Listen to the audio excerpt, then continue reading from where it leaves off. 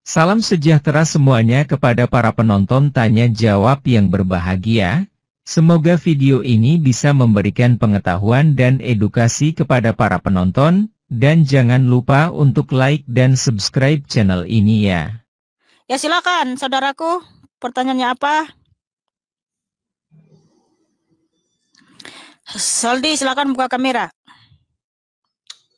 Iya Kak, aku mau bertanya boleh nggak Kak? Ya, silakan saudaraku.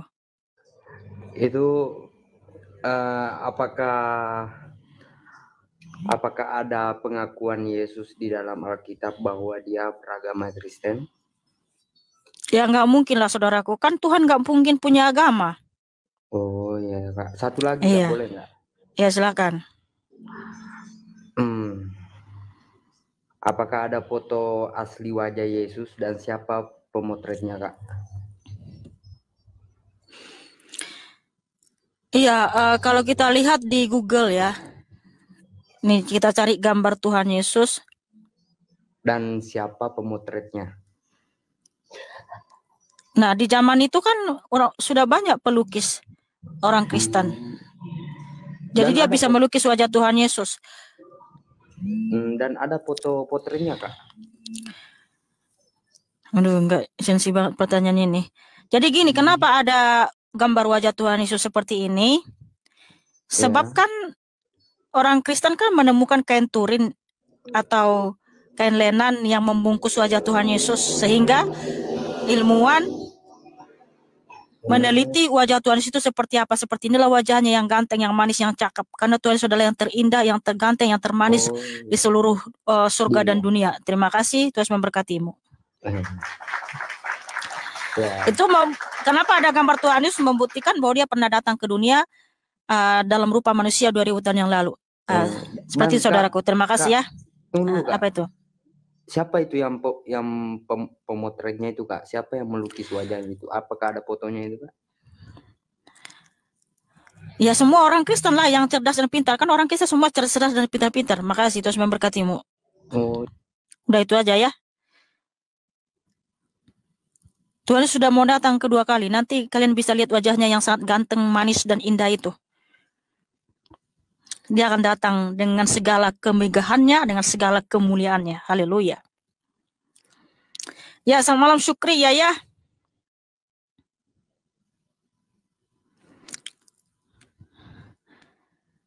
Yesus yang termanis buat jiwaku.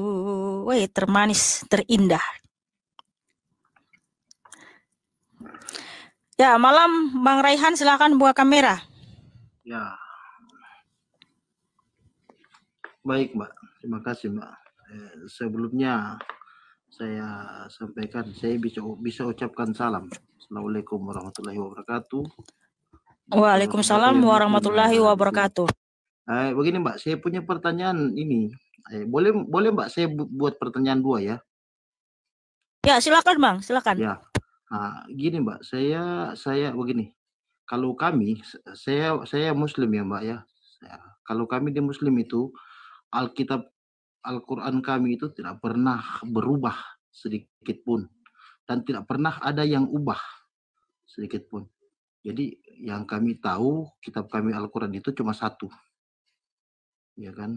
Nah, tapi yang selama ini yang saya lihat, karena saya pernah buka, itu Alkitab berubah-berubah.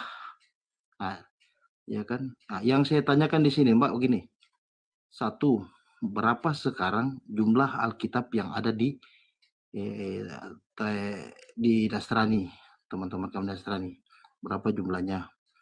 Kedua, pada saat perubahan isi yang di dalam Alkitab itu, siapa yang merubah? Gitu Mbak.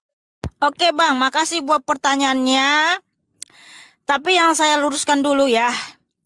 Mohon maaf Bang, maksud Abang Nasrani itu siapa? Karena kami bukan Nasrani. Nasrani itu adalah ajaran gnostik atau heretik, sesat ya.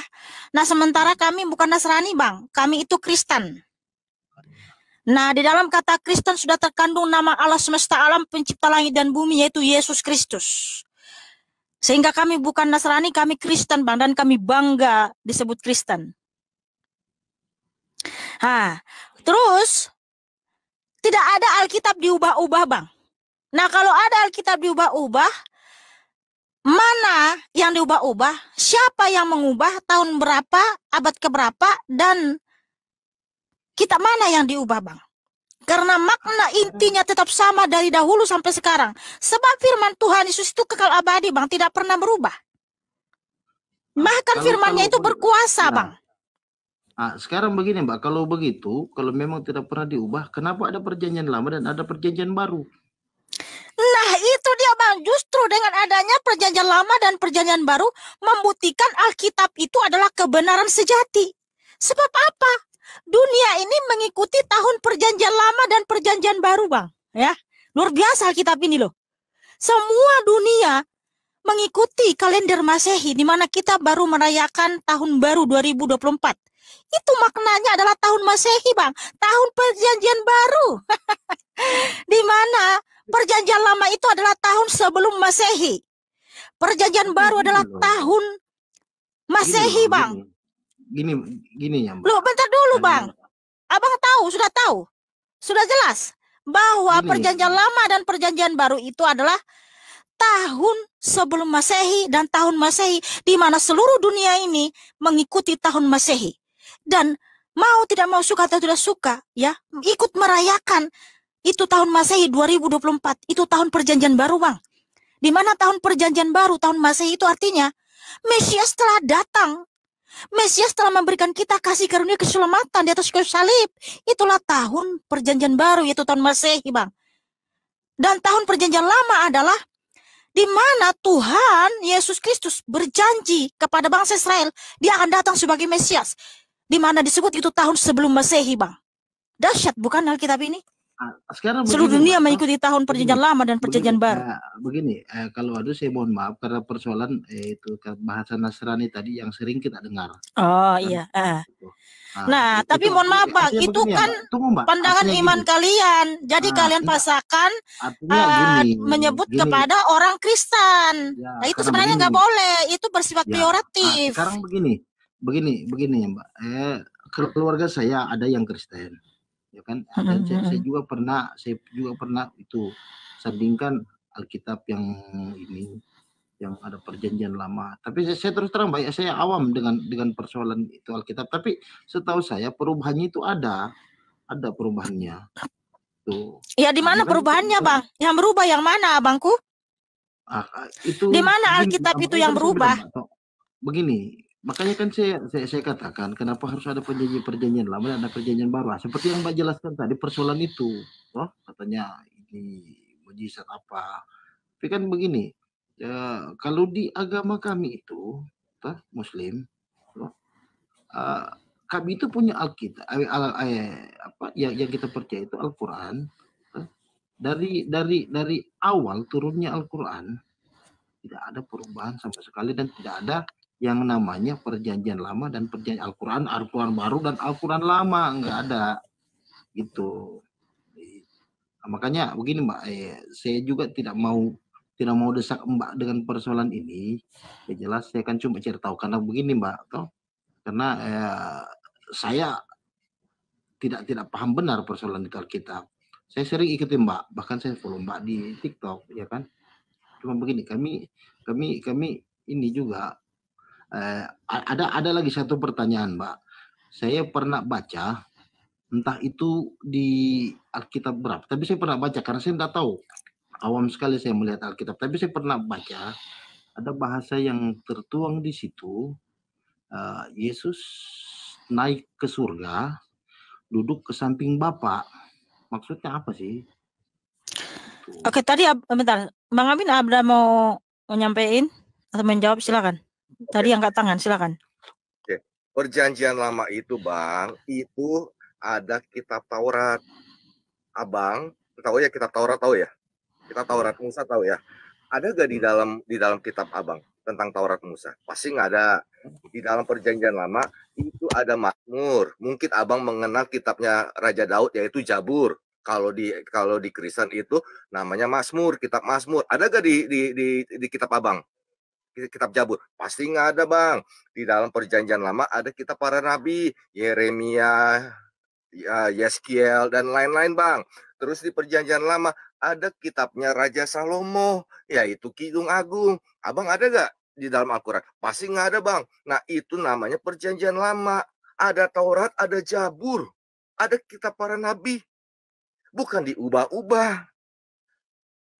Nanggap ya, bang ya? Bukan diubah-ubah. Itu isinya kitab-kitab dari zamannya Nabi Musa. Terus kedua, bang, mohon izin, mohon maaf. Coba abang search Google, apa sih perbedaannya Al-Quran Maroko dengan Al-Quran Indonesia? Berapa ayat yang berbeda? Coba search Google, kata kuncinya itu. Perbedaannya apa? Al-Quran Maroko dengan Al-Quran Indonesia. Perbedaannya di mana? Terus yang selanjutnya, kalau tidak berubah, bang, mohon izin, mohon maaf, pada saat diturunkannya Al-Quran ke Nabi Muhammad gitu, itu dalam bahasa Arab gundul. Sekarang yang abang pegang itu dalam bahasa Arab apa itu? Tadi kan abang berkata, boleh dong, saya kan nggak tahu, abang yang menerangkan, saya kagak punya hak untuk menerangkan begitu, gitu. Itu aja, Mi, karena kamu lanjutin yang ininya.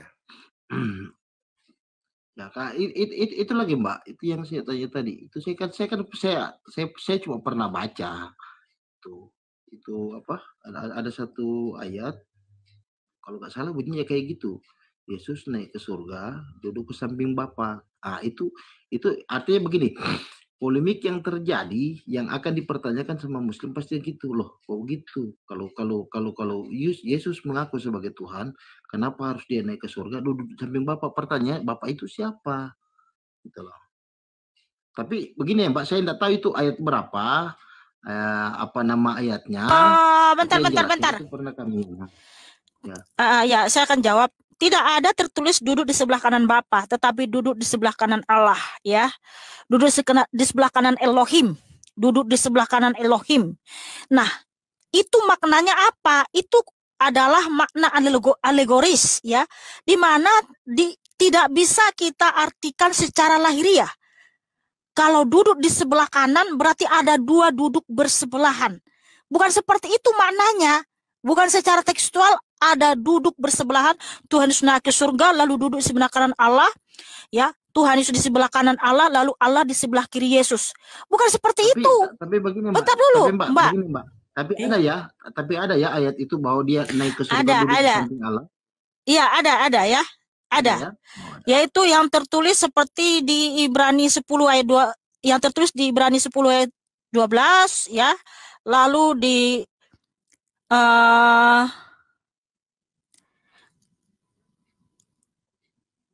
Markus 16 ayat 19, ya. Tuhan Yesus memang naik ke surga duduk di sebelah kanan Allah, di mana artinya itu adalah duduk, maknanya bertahta. Di sebelah kanan maknanya kekuatan, kehormatan, keagungan, kemuliaan. Jadi artinya Tuhan Yesus kembali ke surga bertahta dalam segala keagungan, kemuliaan, kehormatan, menunjukkan otoritas keilahiannya yang hakiki. Dengar dulu, Bang. Itu maknanya. Sebab itu makna alegoris, Bang. Tidak bisa diartikan secara lahiriah bahwa ada duduk bersebelahan, dua oknum duduk bersebelahan. Enggak seperti itu. Gini, Mbak. Iya, gini, Mbak, begini. Apakah artinya ini ada apa maknanya ada juga tertulis dalam Alkitab? Karena begini. Yang begini, Mbak. Ini kan pemahaman kami ini bahwa di saat toh sama seperti begini. Saya sekarang toh ingin duduk di samping Mbak. Berarti dalam hal itu toh secara teori berarti di saat saya duduk di samping Mbak berarti ada orang di samping saya. Ya kan? Iya, begini, bentar dulu, Mbak Raihan. Pemahamannya seperti gitu. Iya, ya. Matius 13 ayat 11, jawab Yesus, kepadamu diberi karunia untuk mengetahui rahasia kerajaan surga, tetapi kepada mereka tidak. Jadi kita anak-anak Tuhan Yesus diberi karunia untuk mengerti rahasia firman Tuhan yang diberitakan kepada kita. Jadi gini, bentar dulu, Bang, bentar dulu. Mbak, pertanyaan. Bentar dulu Bang, bentar dulu ya. Bahwasanya artinya apa yang difirmankan Tuhan kepada para nabi dan para rasul, kita diberi karunia untuk mengerti. Jadi ketika Tuhan menggunakan makna alegoris, perumpamaan, ya lambang, jangan kita artikan itu secara tekstual. Seperti Tuhan menyatakan nanti di akhir zaman akan dikumpulkan gandum dan lalang ya. Nih perumpamaan gandum dan lalang. Ini saya baca dulu. Bukan berarti nanti di akhir zaman gandum dan lalang yang dikumpulkan Tuhan Yesus ya. Matius 13, bentar dulu Bang ya. Matius 13 ayat 24 sampai 30. Di sini firman Tuhan, Yesus membentangkan suatu perumpamaan lain lagi kepada mereka, katanya, hal kerajaan surga itu seumpama orang yang menaburkan benih yang baik di ladangnya.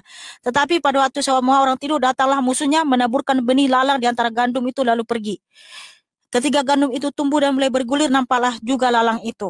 Nah, nanti di akhir zaman, di sini Tuhan menyatakan bahwa Tuhan akan mencabut lalang dan gandum.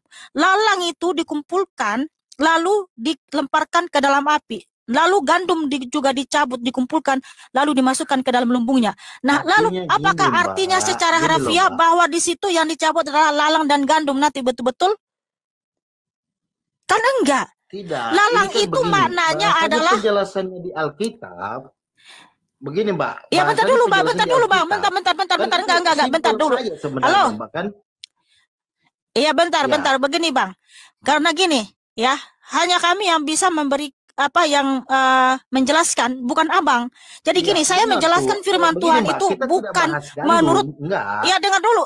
Iya, bentar dulu Bang. Iya bentar, tapi sabar. Halo. Gini loh Mbak. Ya. Mohon maaf Bang, kamu dengar dulu orang ngomong. Halo. Iya. Di sini makanya saya bilang tadi Bang, duduk di sebelah kanan Allah itu bukan bermakna lahiriah, tapi makna alegoris, bahwa tidak ada duduk bersebelahan seperti itu, begini. Enggak seperti itu. Nah, sekarang gini loh Mbak. Enggak. Gini loh Mbak. Sekarang gini loh Mbak. Kita sekarang main logika, ya. Ini logikanya gini loh. Saya tadi logikanya satu gini. Pertama, saya duduk di samping Mbak. Berarti secara logika, ya, secara logika ini dari pikiran yang kan, yang pikiran manusia yang memang dapat dimasuk akal. Secara logika bahwa saya duduk di samping Mbak, berarti secara otomatis ada orang di samping saya. Mbak Raihan, pernah belajar bahasa Indonesia tentang majas-majas enggak? Halo. Pernah belajar dalam bahasa Indonesia tentang majas?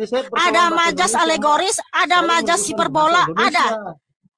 Aduh, udah cukup lah sama orang ini. Mbak, justru yang kita tanyakan. Enggak, malas. Sorry. Kamu pernah belajar majas hiperbola, majas alegoris pernah? Dibilang saya justru belajar. Kalau belajar harusnya paham gitu loh. Sorry ya, saya malas dengan orang ngeyel-ngeyel.